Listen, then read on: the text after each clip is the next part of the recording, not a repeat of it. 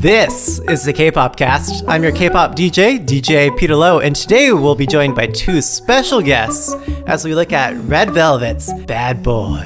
You know him as the host of The Kpop Show and a frequent voice on our own show. I'd love to introduce our K-pop musician, Rhodri Thomas. Hey, Rhodri. Hey, Peter. How's it going? Hey, great. Thank you for joining us. And our other host is our favorite K-pop music video theorist who we cite just about every episode. It's Kpop Junkee. What's going on, Kpop Junkee? Hey guys, it's exciting to finally be on the other side of this podcast.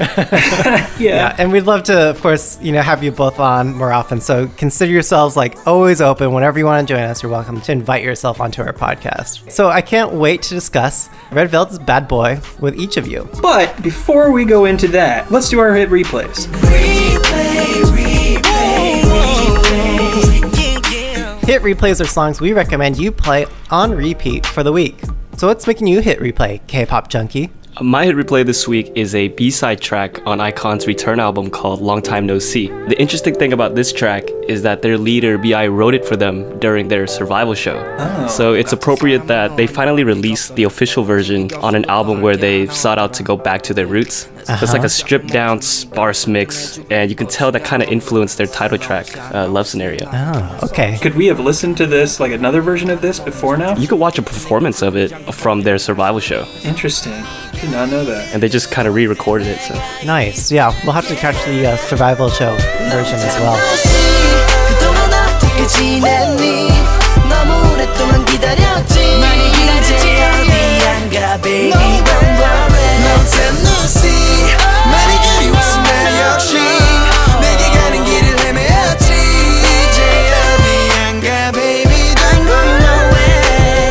So how about you, Rhodri? What's making you hit replay? It is Bong Jae-sun. It's a song by Dynamic Duo featuring Suran, which just came out yesterday. Anyway, it's a song about two people who used to be in love, but have spent years trying to maintain a now dead relationship. It's really a well-told story. The lyrics use analogies about the threads of their relationship unraveling and how they're trying to stitch them back together instead of hurting each other with the needle, which is what's happening. Their efforts to save the relationship are actually hurting it. And the song uses sewing machine sounds. And the music video is full of this great imagery from the man's perspective as he's in this white room on a sewing machine, stitching together old clothes that you see the girl wearing and then new clothes. I don't really know what relationships like that are like, but I feel like I kind of get it when Gecko sings it, which is really cool. I feel like there's music that's created to be fun and music that's created to communicate. Not that they're necessarily never the same thing. Yeah. But this one isn't really fun to listen to, but it tells a really interesting story in a really unique way. I like it a lot. I like listening to it because I feel like I'm there. I feel like I get it.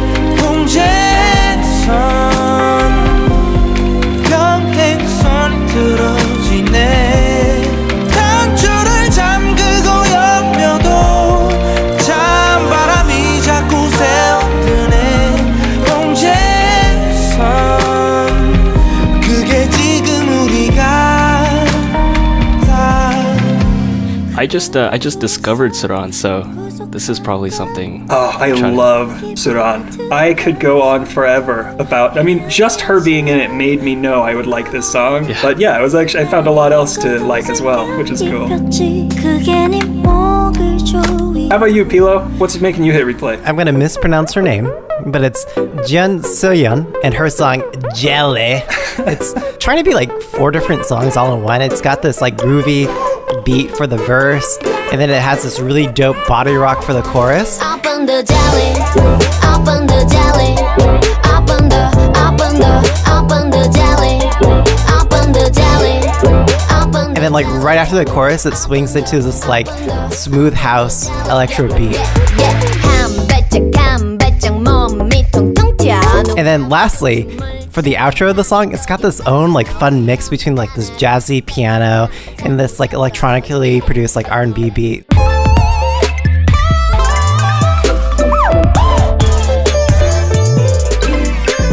You would think that it's trying to be too many things, but I think it really goes together. The music video itself, it's very colorful and nonsensical in the ways that epitomizes the best of K-pop. Personally speaking, I wish I was cool enough to roll with her random crew of like elevator bellhops and schoolgirls and cat masks in this music video. It's a pretty funny music video, but be sure to check it out and catch the song.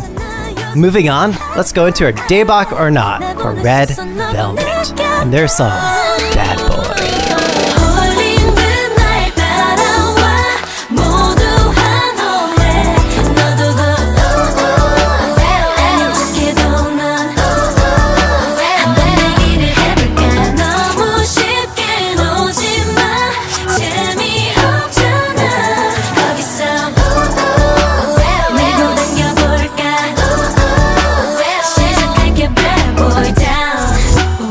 So Kpop Junkee, this is the part of the show where we always reintroduce or reiterate your theory. So I thought maybe we just let you take it away this time and tell us what is the message, what is the theory behind the music video that we should all be taking in from it, for those of our listeners who haven't heard it yet. Okay, so my theory is that this music video is Red Velvet mentally escaping the spell of a bad boy.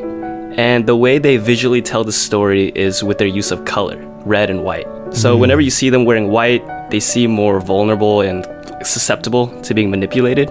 Yep. And then you have red, which shows their strength and confidence. So an example would be, we see them in school uniforms that are white. And then toward the end, we get these more rebellious outfits, which are red. And then as the music video goes on, we see them start spray painting and covering everything in red, kind of as if they're taking over control of their emotions. And so at the very end, I say they literally and figuratively wake up as we hear them sing Bad Boy Down. Okay, so there are moments in this music video where they go like from white to red. There's a middle gradient in color there, pink, right? Yeah. We see them all wearing that soft pink. So did you, what was that supposed to mean, in your opinion? Yeah, is that a mixture of the red and white at the end there? It may be a mixture. I find that in a lot of K-pop music videos, they end in like a mixture of two mindsets. So if you watch my videos, that's kind of a similar theme throughout. So Yeah. It does seem that way. I mean, I don't have any examples in mind, but I feel like I get that feeling at the end of K-pop music videos where, you know, traditionally, we're talking like 2012, K-pop music videos would have like two dance cuts they'd be cutting in and out of the music video. And they'd have, you know, different outfits, different areas that they're doing these dances in. Same choreography, obviously. And then at the end, I feel like there's usually a mixture of the two happening. Or maybe like a third one comes in, but it seems like a mixture of the two. it's kind of like if you watch Twice's Heartshaker, my video on that, which I know DJ Peter Lowe has his thoughts on. You have two sets of Twice like girls, and then at the end, they are all kind of intermingling, and I go on about what that means. But And I think that's a good way to interpret it. Although I don't think, personally speaking, I don't think that was the intent of the producers, but I think it's a good personal interpretation and message to take from the music video, which I can appreciate, Kpop Junkee. I remember listening to that episode that you guys did on the Kpopcast and hearing you disagreeing with Matt, who agreed with Kpop Junkee. That was really funny. yeah, I only listened to half of it and I turned it off. Just so offended. No, I'm just kidding. Just listening to DJ Peter Lowe makes me offended sometimes. I don't blame you. Well, bringing it back to Red Velvet, you know, what I really like about your theory, Kpop Junkee, is that for a long time, what we've known about Red Velvet is that they've got this sort of like duality concept going, right? So we've got their light, bubbly side contrasted with the softer, more velvety, elegant one, right? Yeah. And then they sort of like reinterpreted that duality, I think, over their several releases. But I feel like what we saw in Peekaboo, they're heading toward like a darker direction. Definitely. I almost see like Peekaboo in this music video where they're both these like cute Aegyo dolls, you know, who are nice and cute to look at, but then like aren't afraid to shank you or murder you in your sleep if you like cross them or you do them wrong. It's interesting the way you describe them like that, because there's that book that they're holding in the music video, and it's a reference to like a real life painting. That's right. If I can pronounce it right, Nespa and Pipe. If you noticed in my video, I completely avoid just saying it. So I did notice that. So the painting kind of tells us that we're the ones that put meaning behind what we see. And so I had comments telling me, oh, the painting actually has an underlying explicit interpretation as well. And if you watch it again, you can kind of say that about the music video too. So I appreciate this overarching message and concept that things are not always as they appear to be, which is kind of exactly the way you just described them. So, And when you say explicit, Yeah. what do you mean by that? in French, it means this is not a pipe. And people are saying there's a more sexual interpretation of that, I guess. And in the music video, the book says this is not a lip. Right. And so people are interpreting that in a sexual way as well. And you see them kind of seducing each other or something in the music video too, so. Yeah, I'm not sure what to make of that, honestly. Like, I mean, what, Kpop Junkee, when you saw that, did you think that they were trying to hint on something with that, or is that just purely for eye candy? I have no idea. I think there's a lot of ways you can interpret this music video, so. So you see that a lot in guy groups where they'll do their little fan service moments, like grabbing each other's butts and whatever in choreography. And I think it's probably just the female version of that. Lots of people have said for a long time, like, oh, it's kind of weirdly unfair that the guys can get away with that, but not the girls. And I think this is us maybe just seeing an example of the girls starting to do that too. Or like, instead of using a guy for a prop in a music video, you're actually using the other girls in the group. Yeah, I like the fact that there were no guys in this music video, even though it's called Bad Boy. Yeah. And you hear like BTS fans get all upset whenever girls are in their videos with them. It's like a traitorous move, right? And I think that's just Red Velvet's way of doing the same thing. Well, now that you put it like that, I wish there was a guy in the music video. Well, I mean, the whole point is that these girls are kind of breaking free, and it's not about him. You know, it's all about their own like independence and breakaway and waking up, so to speak, right, from it. Waking up from the spell. So, Kpop Junkee, did you catch glimpses of like weapons in the music video? Yeah. What did you take that to mean? Wait, what weapons? Yeah, they were holding guns, and then there's like hedge clippers or something like that, like wire cutters, I guess. Yeah, something like that. I just kind of took that as kind of a visual way of showing them like they're in control now. They're taking over, and the weapons are just kind of a visual way to show that they have the power. Yeah, I mean, that's a good way. Yeah. Well, I don't know if morally good. What did you take away from it? I was just going to look to you for all the answers, honestly. Okay, great. But I could definitely get behind that it's a way of empowering, right? It's like I'm in control. No, and I am like, you know, literally calling the shots. Yeah. But let's go into the visuals. Rhodri, I know you saw it from one of our listeners on Twitter, because I saw you tweeting with her. But for those of our listeners who didn't catch it, listener Jen Nay tweeted at us saying that it's her theory that Red Velvet doesn't know how hot tubs or cameras work as they read their burn books. But it's sexy chic just in time for Valentine's Day, so I accept. It's memorable and catchy, and loving the K-pop vibes coming out of these days. Also, inflatable unicorns on land, whatever, it's fabulous.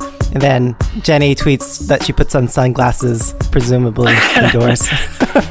I love that last part. Yeah, she's funny. You know what's weird is whenever I'm on Twitter, I like hardly ever pay attention to the names people have because it's so, you know, I'm on Stan right. Twitter all the time. So it's so often just like J-Hope's trash or something like that. But I finally like realized, oh, this is Jenny. This is the one they're always talking about on Kpopcast. I'm actually reading her tweets right now. That's cool. Yep. And that like finally made sense to me the way you guys say her name when I saw it. Maybe it's like a Jenny. Yeah. As she references, it's so red, just in time for Valentine's Day. I feel like that was a coincidence, but it's a very happy coincidence. I mean, just looking at the visuals of this music video and taking that into account with the concept, what do you guys think? I like it in that I feel like it gets the job done. Like the music video didn't seem very unique. Right. There wasn't a whole lot that I had never seen before. Not that I need to constantly be shown things that I've never seen before, but I feel like it was really generic as a music video. Yeah, that's a good point. To me, it almost kind of feels like a mix between a Blackpink music video and something from like SM Entertainment that we're used to seeing inside the SM Entertainment cube. Yeah, it almost even like kind of looks like the same rooms. Yeah. Like the same studios that they're building the sets on. Like that one with the car in it where they're like walking through this glacier pathway. I feel like I've seen that set a billion times from SM music videos. I actually really like the outfits. I don't know about you guys, but there's one like pants that Sogi's wearing. I don't know why. I don't know why. But I really like that. They're like split. You know what I'm talking about? I feel like anything she would be wearing would be okay, but yes, I agree. Thank you. So, I mean, as much as we're dissing like the backdrops in the set, I thought the outfits that they were each going for really did the concept justice. Yeah. Like I gotta say, like it champions that duality concept we've been talking about earlier between soft and edgy. I mean, you really have those moments when they're all in the bed and it's soft and velvety. It's like, oh, that's soft. And then now we have edgy, like, yo, bad boy, like I've woken up from your spell. And then now I'm gonna like, cut some deals, right? Like that's what it really seemed like. And I was like, I could so get behind that. And Heck yeah. What's funny is that if you know me and my own like personal biases and like concepts I like, normally I would just say, just go for that sexy, edgy concept, like, CLC Hobgoblin, right? More in that direction. But what they have going in this music video where they have the contrast between the soft and that edgy, I think it adds some really nice and welcomed complexity and nuance, And that having that softness in it, even though the main message of the story is about like, yo, I'm edgy and I'm waking up, having that soft look complements that chillax vibe that I'm getting from the song itself. For the dance part of the concept, the choreo didn't stand out to me. I feel like it was all about that concept and the sound, and those two things I will always remember it for. Yeah, I'm a big fan of the dance, actually. Really? I don't know about it as a whole, but probably certain moves. I actually did not even notice that there was a choreo. So what did you like about it? I did think an interesting thing was that this dance starts out the same way that Peekaboo ends. So I don't know if that's supposed to be hinting at a connection or something. I find it hard to believe that it's an accident. That doesn't sound like an accident. Yeah, I can see that connecting the dots. Like, they wake up, they realize that they're under this spell, and then they murder the Pizza Hut delivery boy. Yeah, like they go too far. Like they're too crazy now. All right, so moving on into the music, the audio aspect of the song. Listener Taylor Lamb tweeted at us saying, quote, "It's a great song. Vocally, it feels a little too pop sounding when it has a strong R&B feel. The chorus sounds like they should have had harmonizing, but they kind of just stuck with layering. I would love to see some Lydia Paik, Sunmin, or Hoodie sing the song." Which I totally agree with. I think Lydia Paik would be perfect for this, or maybe even Lehigh. Yeah, I think she'd do a great job singing this too. So Rhodri, I know you've had thoughts on the composition of this song. When do I not? So first of all, I want to point out one of my favorite things about this song, even from the first time I heard it in the teaser, is the chord structure. It reminds me of something. Like when I listened to this in the teaser, completely, it was like a flood of memories of some song that I can't place, that I know it's just reminding me of one song. And I know it's not this one, but as close as I could make it, it reminds me of Again and Again by 2PM. Again. And maybe that's just because of the way it starts, where it's like really bare at the beginning and just kind of builds on itself with like new layers each time.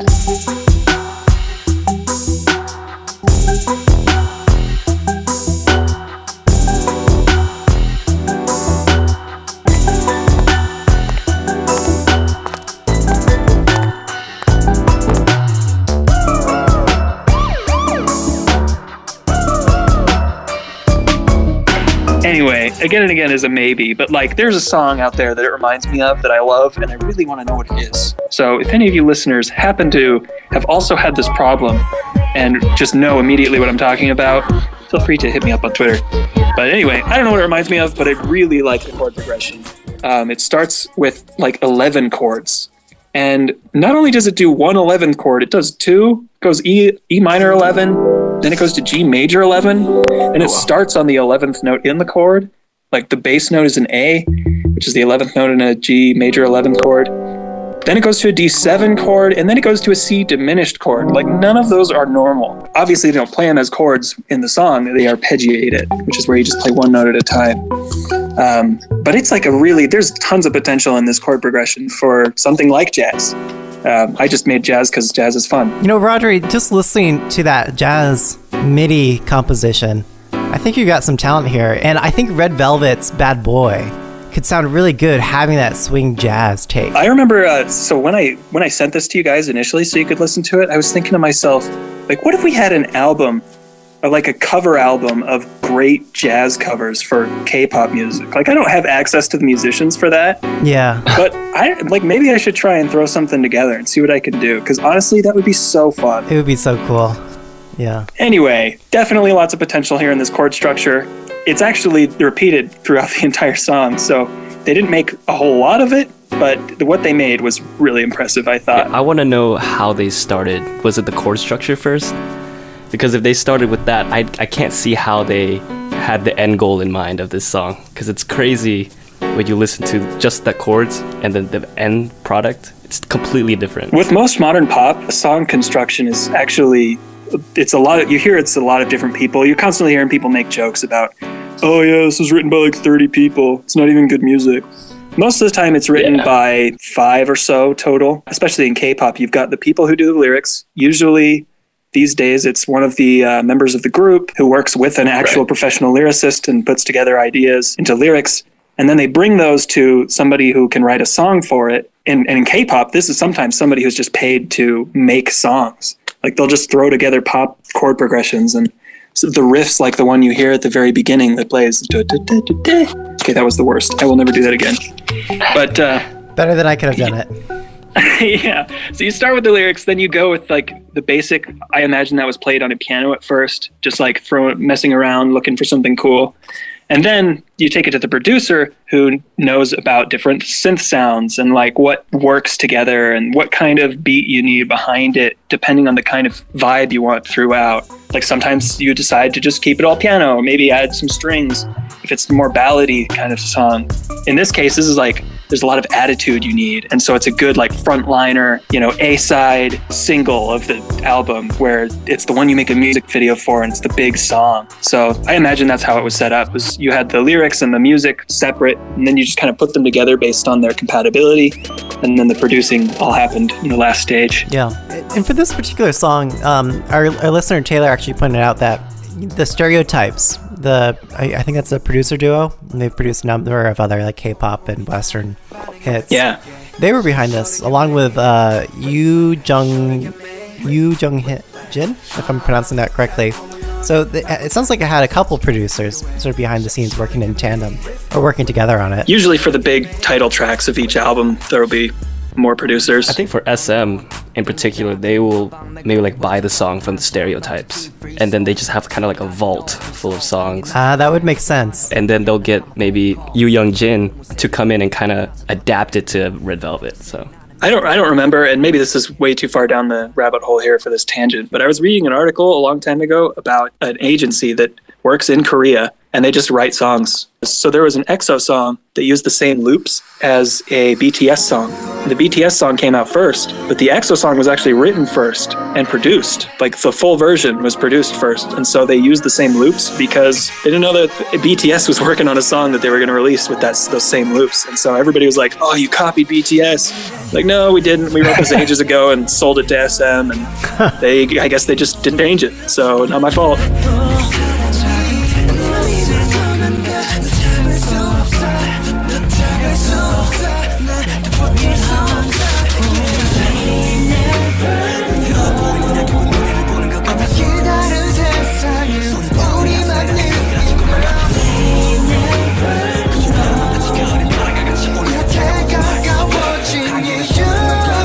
I think that's a good point, Kpop Junkee, that like the stereotypes probably made it first, SM bought it, and then Yoo Jung Jin, if I'm saying that right, just adapted it, right, just so that it had that red and velvet feel. I wonder if there's like a specialist producer who's like, okay, I know how to make any song sound like a Red Velvet song. And there's I know how to make any song sound like an EXO song. And they just like hand it to them first before they release anything. I don't know. It could be part of the brand. Yeah. No.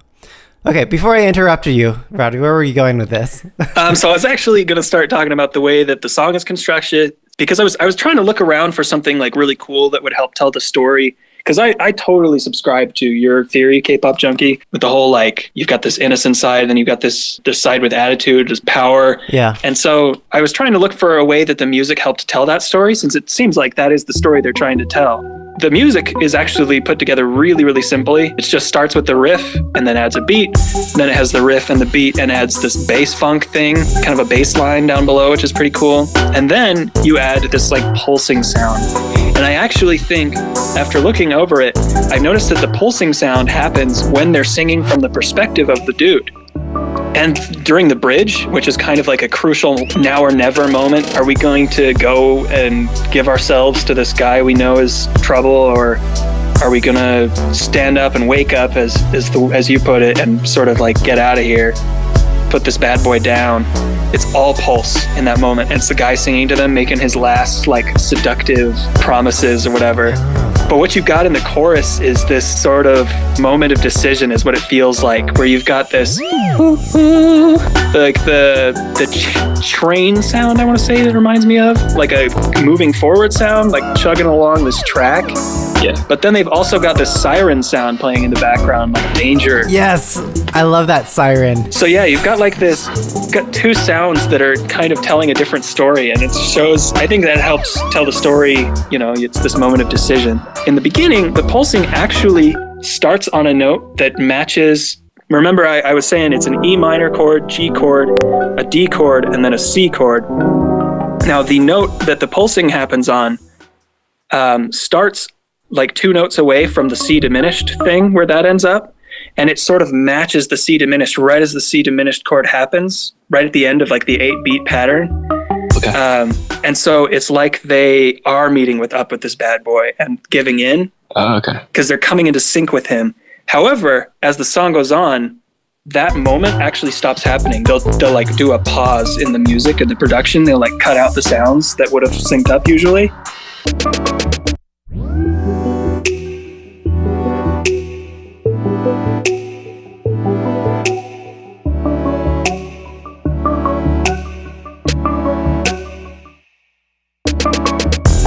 I mean, you wouldn't notice it normally because it's just like, oh, that's kind of a cool way to jump into the chorus. You cut out the sound for a little second.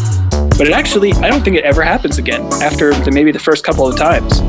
So I think that is maybe also a supporting way to say, hey, this represents the guy, this represents the girl, and they are not getting together. I think another way the audio kind of tells a story is one of your viewers pointed out that there's a lot of layers, especially in the chorus. Like they all sing together in the chorus. Right. And usually it's one member gets the chorus and then, you know, they split it up like that. In my video, I point out that there's this bed in the middle of the white like tundra or mountainside, whatever it is. Right. And everything around them is white, but when they're on this bed, like they're on this red bed together, it's kind of like they're stronger together. You know, and maybe that's why they sing the chorus together. I think so too. I actually noticed that as I was listening. Whenever it's like the moment of decision, they're all together. Whereas whenever it's the guy's perspective, it's a singular thing. Yeah. And sometimes it'll be where they'll sing the guy's part separately, and then like one or two of them will come in with like a little, like a call and response thing. They do that a lot in this. I think the end of the second verse. Yeah, I really maybe like that. Maybe the bridge as well. But yeah, it'll be like the guy talking to the girl, but the guy seems to always be by himself. Whereas when it's the girls, not just the girl. They're all together. And so it mirrors in the music video what's happening in the song, which I think is really cool. That's all I've got. So No, I think that's great, Rhodri. I think that's really helpful. It definitely completes the story. And I think that goes right with your theory, Kpop Junkee, that like you've got these girls who are under a spell, right? They're kind of feeling themselves out, figuring out where they're going. And that instrumental atmospheric quality, I think, directly complements that feeling. When I think about that instrumental sound, I love how rich the different frequencies are. You've got like the higher frequencies of the Red Velvet girls singing, and then you have that contrasted with the lot lower sounds.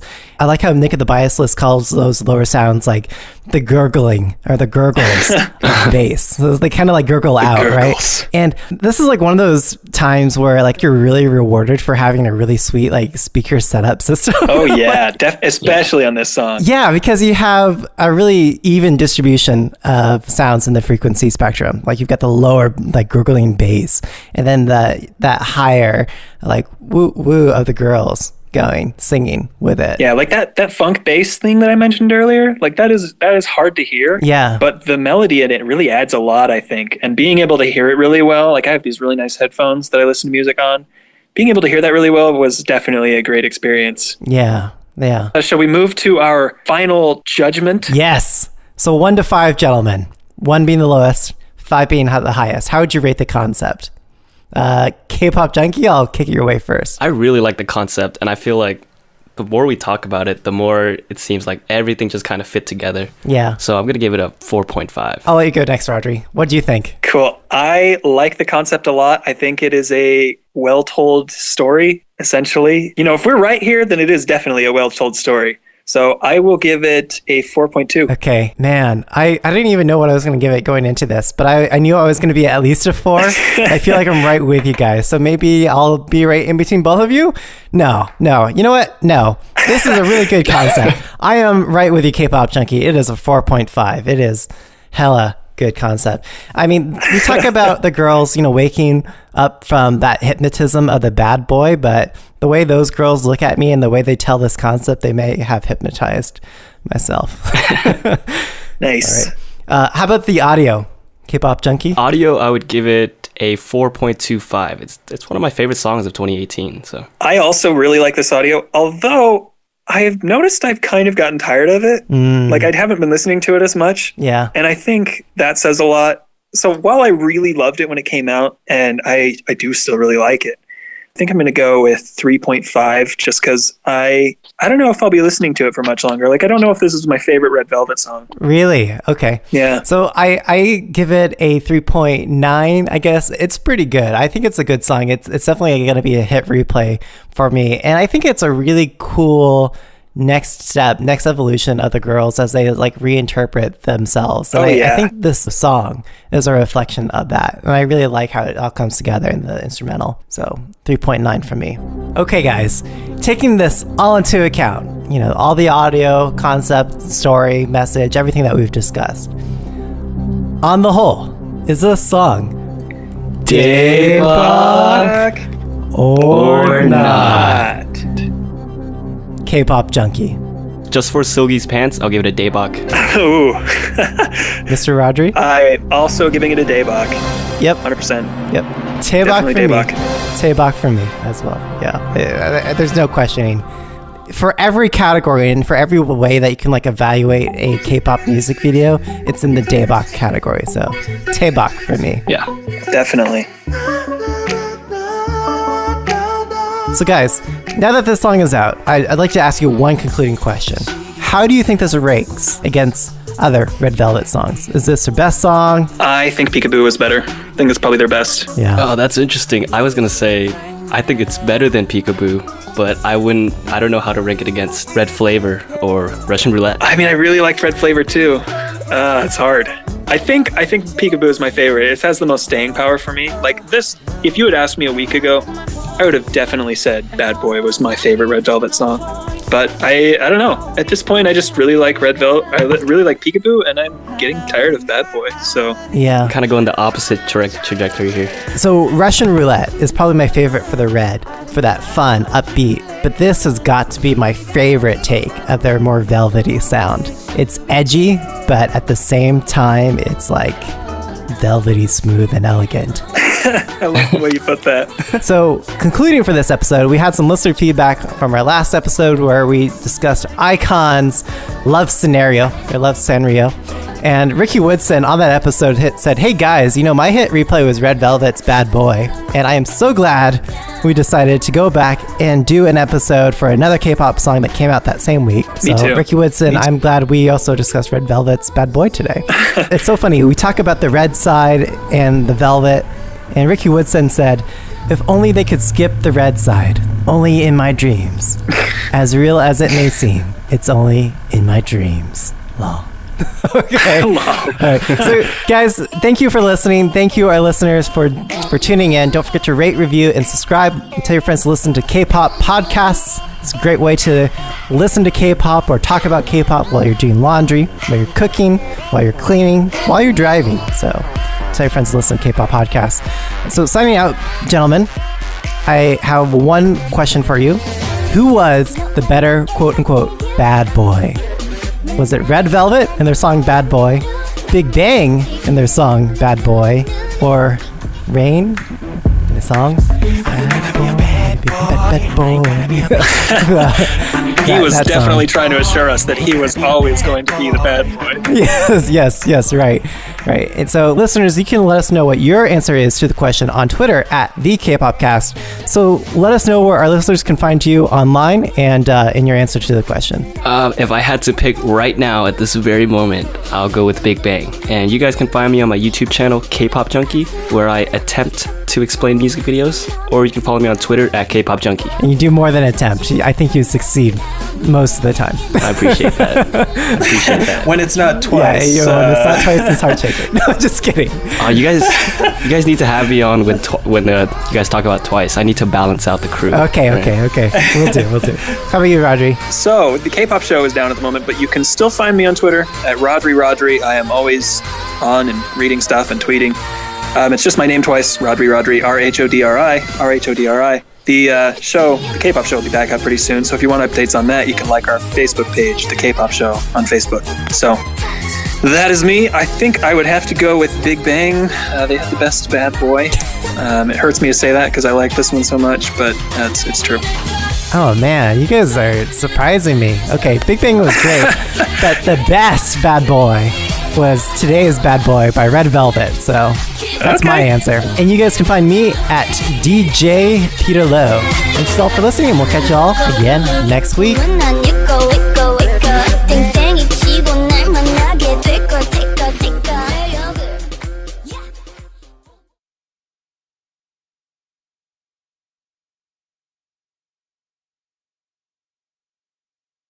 Three, 2, 1. Debug or not. Okay. Guys, I don't think that worked out very well. just commit to it. Like, just say it, and then I'll get it, and I'll nudge it together. So Okay. Yeah, don't worry about it getting it exactly right. And it's super corny and cheesy. It's not like it needs to be absolutely perfect. Oh, but it's so beautiful. It's such a wonderful moment on the podcast. I can't believe we're still running with it, honestly. Okay. Okay. Okay. 3, 2, 1.